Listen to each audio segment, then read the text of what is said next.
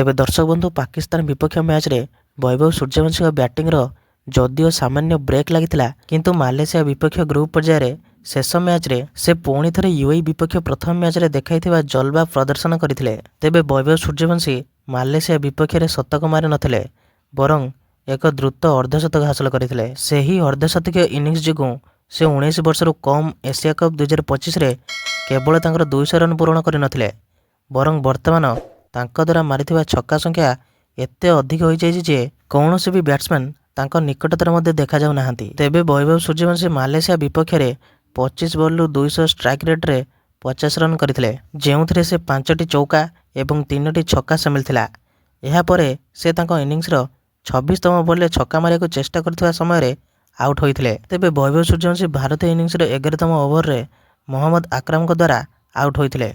तेबे मालेशिया विपक्ष रे 50 रन करिया परे वैभव सूर्यवंशी 19 वर्ष कम एशिया कप 2025 रे तांको स्कोर रे आउ एक छक्का जोड़िछंती। वर्तमान तांकर 17टी छक्का अछि।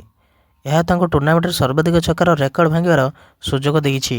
तेबे 19 वर्ष कम एशिया कप 2025 रो ग्रुप पर्यायर रे 3टी मैच खेलिया परे वैभव सूर्यवंशी पाखरे एबे 226 रन अछि जेउथरे गोटिए शतक एवं गोटिए अर्धशतक अंतर्भुक्त। यही मोट स्कोर रे से चौका अपेक्षा अधिक छक्का मारिछंती।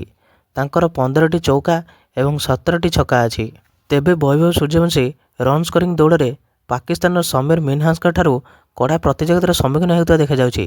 केतेबेले पाकिस्तान अंडर 19 बैट्समैन समीर मिन्हास आगरे देखा जाउछन्ति तो केतेबेले वैभव सूर्यवंशी। तेबे 3टी ग्रुप पर्याय मैच रे वैभव छक्का मारिबारे बहुत आगरे अछन्ति। तेबे समीर मिन्हास रन करिबारे ताको टिके पछरे पकाई दैछन्ति। तेबे दर्शक बंधु ये थिले वैभव सूर्यवंशी जी भारत क्रिकेट इतिहास रे बहुत बड़ा सुनाम अर्जन करने जाउछन्ति कारण ये जो शैली रे खेलछन्ति तांको बाद देबा बहुत कष्टकर एवं से बहुत शीघ्र भारतीय दल में सामिल हेबे बोली आशा करा जाउछि। तेबे एही भली प्रकार वीडियो देखिया पई आपण माने एही चैनल को सब्सक्राइब कर दियंतु कारण एही भली प्रकार वीडियो आपण माने एही चैनल रे देखिया पाइबे। तेबे रहली जय श्री राम।